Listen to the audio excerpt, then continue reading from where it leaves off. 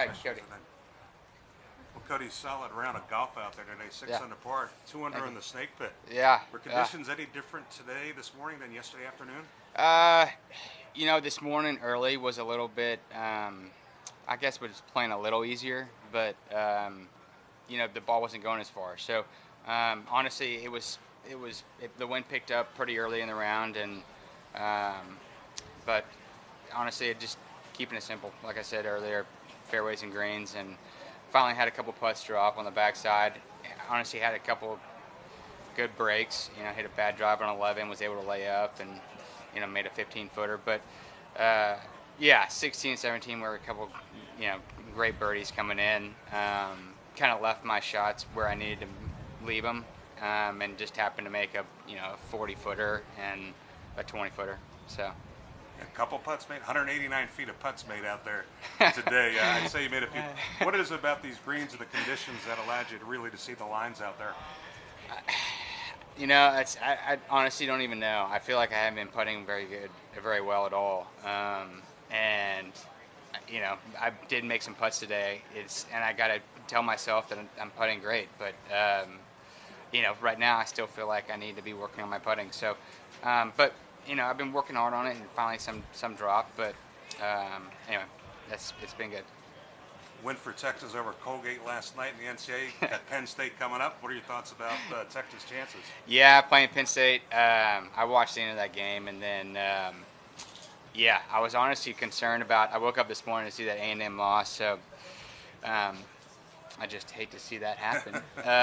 But no, so we got Penn State, and we'll see. They looked great last night. Defense looks good.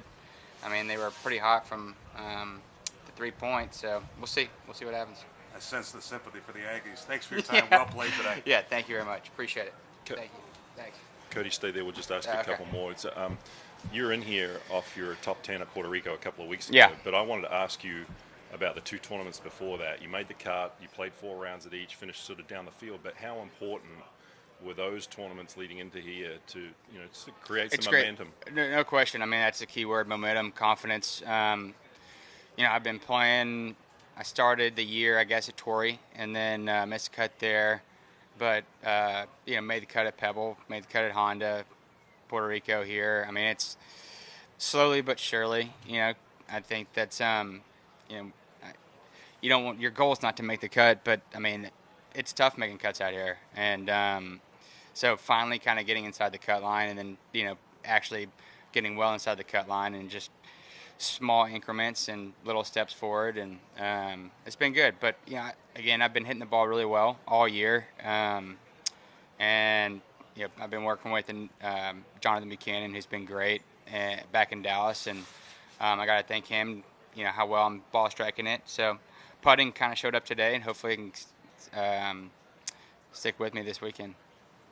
Is there anything technically or mentally that you can kind of pinpoint that has given you that extra edge to be able to have this uptick in results? Not particularly. I've been here before, but it's been a little more consistent. I'd say the last few weeks with driving it, and when you're driving it well out here and hitting a lot of fairways, most likely you're going to be able to hit a lot of greens, and it's just going to give you a lot of looks, right? And it's going to give you fewer bogeys and more looks for birdies. So. Nothing abnormal. Just working on what Jonathan and I have been working with, and just going from there. What did that top 10 mean to you emotionally? Finishing the week and being able to get that proverbial monkey off the back. For sure. I mean, I think you work on some. A lot of it, I think, is mental, and I'm, I think anybody could say that I'm still working. Could be a lot better at that, but. Just believing in yourself, I hate to say it, but almost faking your confidence if you have to at certain times, but a little bit relaxing. That Sunday round, shooting 7-under, I haven't done that in a while, so it was great to make some putts there and kind of keep the momentum going here. Is it cool to be just back up here kind of doing these interviews? It's been a minute. Yeah, it's definitely been a minute. When you're talking to all y'all, it's obviously you're doing something right. Yeah.